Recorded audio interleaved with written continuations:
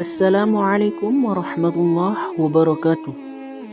Sahabat beriman, syukur alhamdulillah kita bisa berjumpa lagi di channel ini.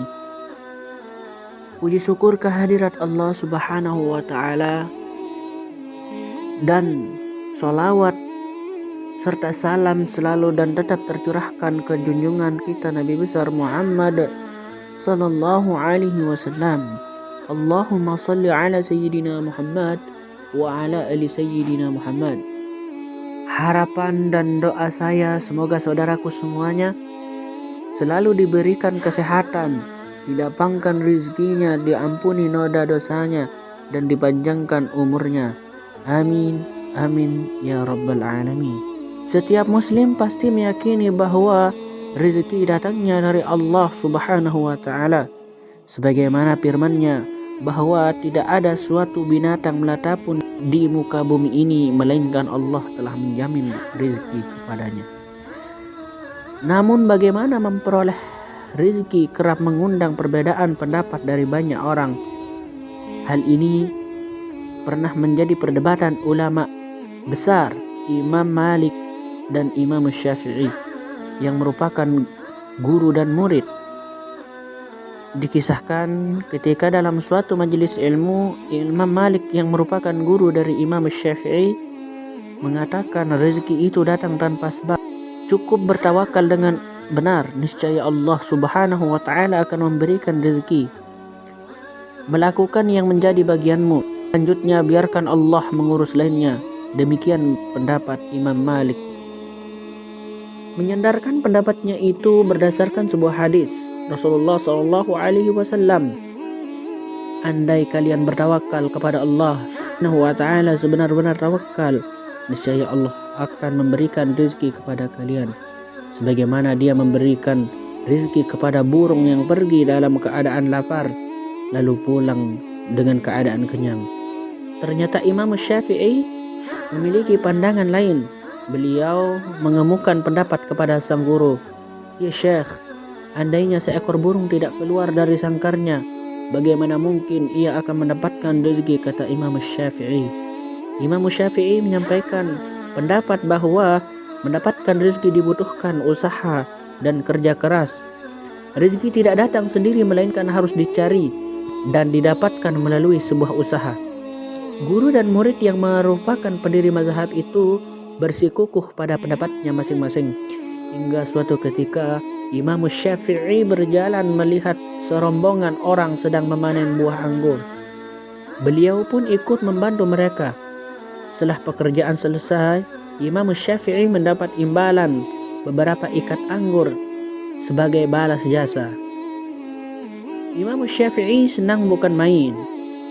Beliau sedang bukan karena mendapatkan anggur, tetapi karena memiliki alasan untuk menyampaikan kepada Imam Malik bahwa pendapatnya soal rezeki itu benar.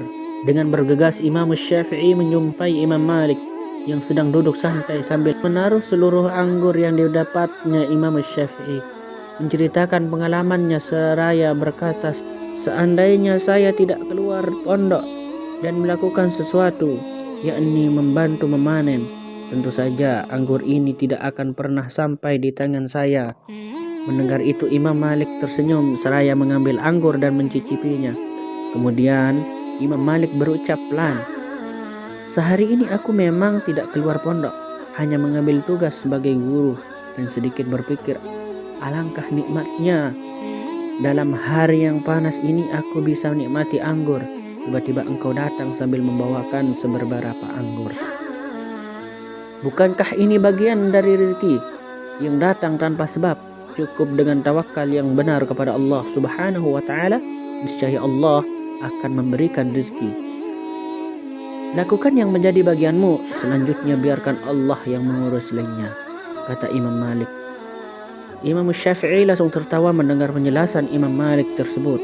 Sang guru dan murid itu kemudian tertawa bersama.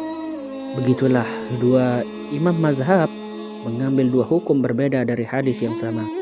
Imam Malik dan Imam Syafi'i mengajarkan kepada umat Islam bagaimana menyikapi perbedaan keduanya, tak saling menyalahkan, lalu membenarkan pendapatnya sendiri. Begitulah indahnya Islam apabila saling menghormati dan saling dikasih sayang. Dalam kisah lain, suatu hari Ibrahim bin Adham, ulama sufi yang terkenal zuhud, juga seorang pedagang yang sukses, ketika beliau melakukan perjalanan di tengah jalan, beliau menemukan seekor burung yang sayapnya patah, tidak bisa terbang dan terpuruk di tempatnya. Seketika beliau menyuruh rombongannya untuk berhenti.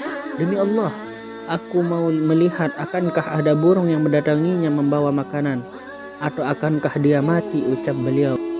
Setelah menunggu lama, tiba-tiba datang seekor burung.